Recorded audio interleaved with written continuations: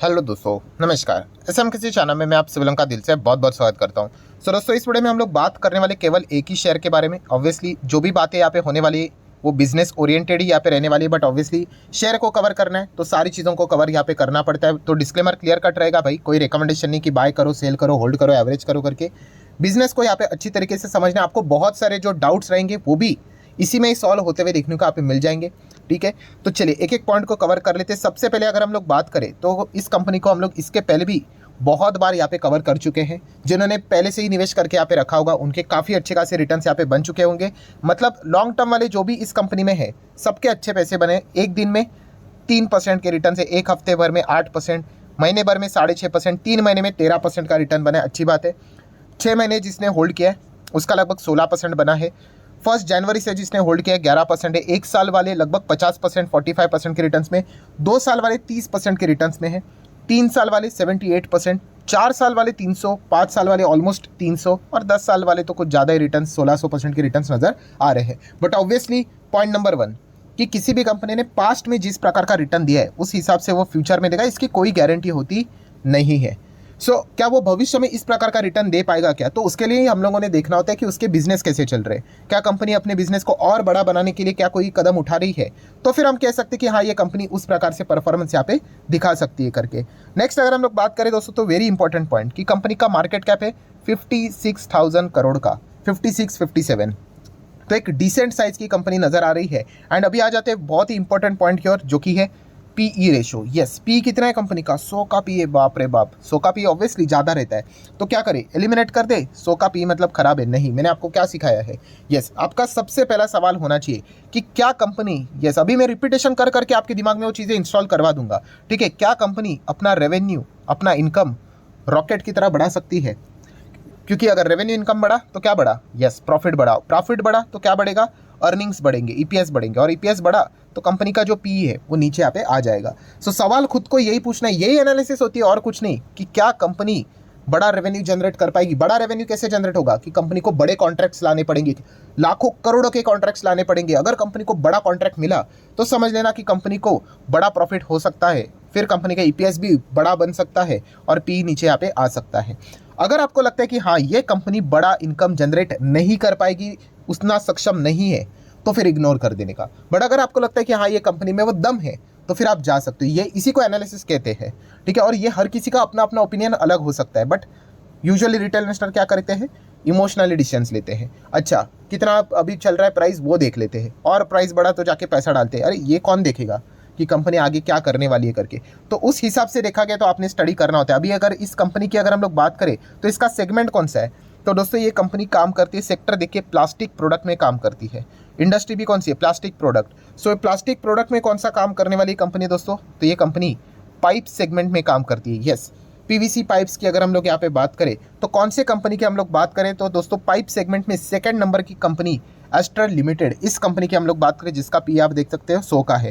पहले company number 1 पे हुआ करती थी, अभी नंबर 2 पे, बिकॉज सुप्रीम इंडस्ट्री ने जबरदस्त सुप्रीम परफॉर्मेंस दिखा दिया और नंबर 1 पे जाए। ये नंबर 1 नंबर 2 मार्केट कैप के हिसाब से रहता है। जिसका मार्केट कैप ज़्यादा उसको नंबर 1 दिया जाता है, जिसका मार्केट कैप नीचे number 2 and so on. Supreme industry का मार्केट कैप 64 प्लस जा चुका है, 64,000। एस्ट्रल का मार्केट कैप कितना है फिलहाल? 56,000। डेफिनेटली जितना कंपनी का शेयर प्राइस बढ़ता है उतना मार्केट कैप यहाँ पे बढ़ता है। उस हिसाब से रैंकिंग्स यहाँ पे की जाती है।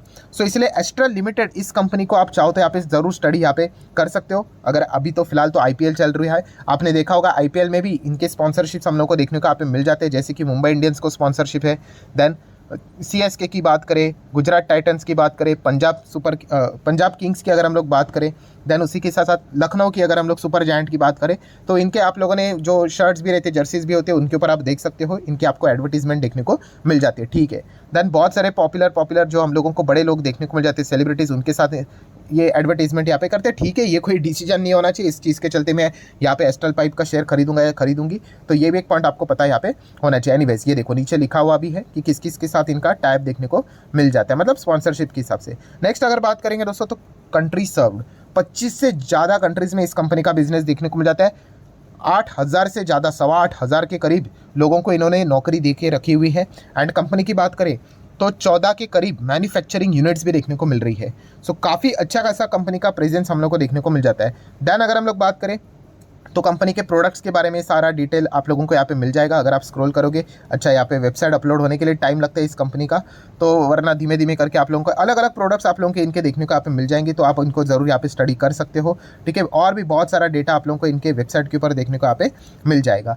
सो ज़रूर आप चाहो तो एस्ट्रल लिमिटेड इस कंपनी को स्टडी कर सकते हो। कंपनी के रिजर्व्स की बात करें तो कंपनी के रिजर्व्स पहले 1100 crore, 1300 crore, 1600 crore, 1900 and right now 2500 crore की रिजर्व से। सो अच्छा परफॉर्मेंस नजर आ रहा है। देन अगर हम लोग बात करें दोस्तों तो लोन की, तो loan long term borrowing company के और एक ज़माने में 121 करोड़ का हुआ करता था, आज कंपनी का कर्जा उतार कर 2 करोड़ तक यहाँ पे आ चुका है। एक अच्छा इंडिकेशन होता है। ठीक है, आप पूछते हैं ना अच्छा मैनेजमेंट कैसा पता चले, जो कंपनी लगातार अपने कर्जे को, खास करके लॉन्ग टर्म बोरिंग को, ठीक है, कम करता है, वो एक अच्छा इंडिकेशन रहता है। एंड शॉर्ट टर्म बोरिंग भी जीरो है, तो एक बहुत ही अच्छी चीज़ है। मतलब कंपनी का डेप्ट इक्विटी रेशो ना के बराबर हम लोग को देखने को मिल जाएगा। What about cash and cash equivalent, 444 crore का कैश एंड कैश इक्विवेलेंट भी हम लोग को देखने को यहाँ पे मिल रहा है। सो एक 56,000 करोड़ का मार्केट कैप वाली कंपनी का जैसा बैलेंस शीट होना चाहिए वैसा ये। पहले इस कंपनी का नाम एस्ट्रल पॉली करके यहाँ पे हुआ करता था। ठीक है, अभी की अगर हम लोग बात करें एस्ट्रल लिमिटेड हो चुका है 1996 से कंपनी काम करते हुए देखने को मिल चुका है। हाल ही में ही कंपनी ने क्या किया था, धावा बोल दिया था, एंट्री कर दी थी किसमें, एडेंसिव बिजनेस में, मतलब पीडीलाइट जो काम करता है उस बिजनेस में वो उन्होंने एंट्री यहाँ पे की थी। प्लस बीच में उन्होंने पेंट वाली कंपनीज भी, छोटे मोटे जो ब्रांड्स है उनको भी यहाँ पे खरीदा था। ठीक है, बट उससे कोई वो बड़े दिग्गज जो जायंट प्लेयर्स है पेंट के, उनको तो टक्कर नहीं दे पाएंगे, बट यस कुछ कुछ चीज़ें यहाँ पे कंपनी ने की थी। प्लस अगर देखा गया तो कंपनी, आप सभी लोगों को पता है, प्लम्बिंग के साथ साथ ड्रेनेज सिस्टम में भी हम लोग को काम करते हुए देखने को यहाँ पे मिल जाती है। सो ओवरऑल अगर हम लोग बात करें काफ़ी डिसेंट कंपनी है। प्रॉब्लम यही हो जाता है दोस्तों, जो कंपनी के बिजनेस को अच्छे से बिल्कुल नहीं समझता है तो वो क्या करता है, यस शेयर का प्राइस नीचे, देन स्टार्ट क्राइंग। ठीक है, शेयर का प्राइस ऊपर तो खुश हो जाता है। ठीक है, शेयर का प्राइस ऊपर जाने से हर कोई खुश होता है, बट ये चीज़ें चलती रहती है। मैंने बहुत बार कहा है आप लोगों को, ठीक है, ये चीज़ें आपको किसी और चैनल पे नहीं मिलेगी, क्योंकि यही इसी चीज़ के चलते शेयर मार्केट में टिकना इंपॉर्टेंट है। टिकने के लिए आपको कंपनी के बिजनेस को समझना है।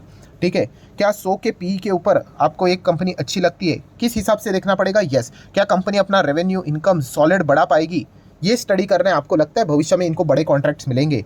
सो अल्टीमेटली देखा गया तो ये सेगमेंट भी, प्लास्टिक प्रोडक्ट वाला, जितना इंफ्रास्ट्रक्चर अच्छा ग्रो करेगा उतने इन लोगों को बड़े ऑर्डर्स यहाँ पे मिल सकते हैं करके।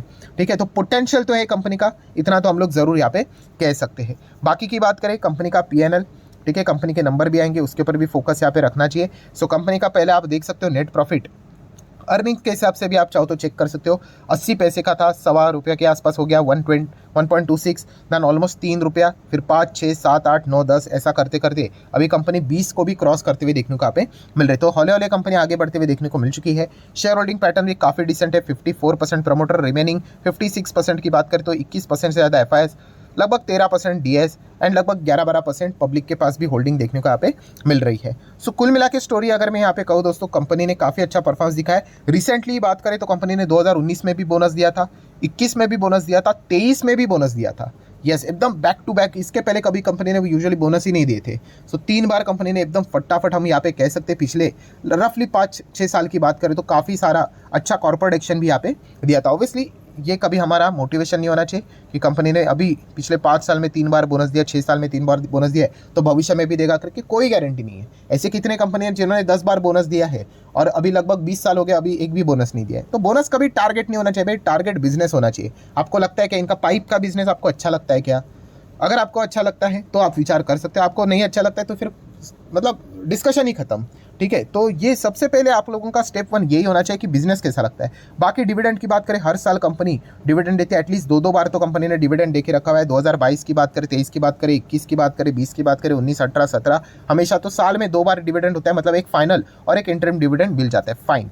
सो ज़रूर हम यहाँ पे कह सकते हैं कंपनी का अभी का भी परफॉर्मेंस साल भर का आप देख सकते हैं 42%, 5 साल का देखोगे तो 297, मैक्सिमम चार्ट पैटर्न भी देखोगे तो अच्छा ही देखने को मिल रहा है। अगेन कह रहा हूँ दोस्तों, हर स्टॉक कभी ना कभी 30%, 40%, 50% भाई नीचे आता है। ठीक है, तभी पता चलता है कि कौन कितने मतलब पानी में है करके। मतलब जिन्होंने बिजनेस समझकर निवेश किया होता है वो ऐसे वक्त में समझ में आ जाते कि कौन से प्लेयर है करके, और जिन्होंने प्राइस देखा भाई उनको तो भगवान ही बचा है।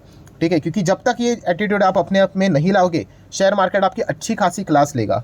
ठीक है। हम तो वो लोग हैं, हमने कोविड का भी बड़ा बड़ा क्रैश यहाँ पे देख लिया, ठीक है, हम तभी भी नहीं निकले। क्यों? क्योंकि पता है भाई एक्सटर्नल इशू था, बुरा तो लगता था, पोर्टफोलियो की तो पूरी मतलब धज्जियाँ उड़ चुकी थी, बट इट्स फाइन। बिजनेस समझ में आता हम लोगों को कि आपका बिजनेस बंद है तो भाई हमारा भी बंद है, पड़ोसी का भी बंद है, हर किसी का बंद है, ठीक है। तो इंटरनल एक्सटर्नल समझ में आना चाहिए, स्टॉक क्यों गिर रहे हैं समझ में आना चाहिए, कंपनी का पोटेंशियल समझ में आना चाहिए, बिजनेस कैसा जा सकता है वो समझ में आना चाहिए। उस हिसाब से अगर आप खेलोगे तो भाई आपकी जीत होगी होगी। बट आपका फैक्टर ही रही रहेगा कि भाई प्राइसिंग कैसा है करके, कि अभी 2000 का है, 2000 का समवेयर अराउंड 1900 हो गया, मतलब सीधा दी एंड हो गया कंपनी का। तो ऐसा नहीं होता है भाई, जब तक कंपनी के बिजनेस में जाने तब तक वो कंपनी है। कितने कंपनी ऐसी गिरती भी है, कमबैक भी करती है। तो जरा आप चाहो तो एस्टर लिमिटेड इस कंपनी को स्टडी यहाँ पे कर सकते हो। अगेन कह रहा हूँ कोई रिकमेंडेशन नहीं होता है भाई, अगेन कह रहा हूँ बीच बीच में कंपनियाँ कितनी गुलाटियाँ खाती है आप देख सकते हैं। देखो यहाँ पे गिरा था, फिर यहाँ पे गिरा था, कितने टाइम तक एक ही कंसोलिडेशन फेज में है। तो हर कोई स्टॉक आपको ये फेज से जाते हुए देखने को ही मिलेगा, हर कोई स्टॉक आपके पोर्टफोलियो में जितने भी है। सर बट अभी XYZ मेरे पोर्टफोलियो में एक स्टॉक है वो तो नहीं गया, कोई बात नहीं, रुक जाओ थोड़ी देर के लिए, आएगा, हर किसी का टाइम आता है भाई। सेक्टर रोटेशन, पैसा इधर से उधर घूमता रहता है, वहाँ पे भी टाइम आ जाएगा, ठीक है। तो इसलिए कह रहा हूँ कि बिजनेस को समझो, बाकी सारी ये चीज़ें चलती रहती है। तो आशा करता हूँ वीडियो हेल्पफुल लगा होगा, तो चाहो तो लाइक एंड शेयर कर सकते हो। मिलते हैं नेक्स्ट वीडियो में, तब तक के लिए बाय बाय।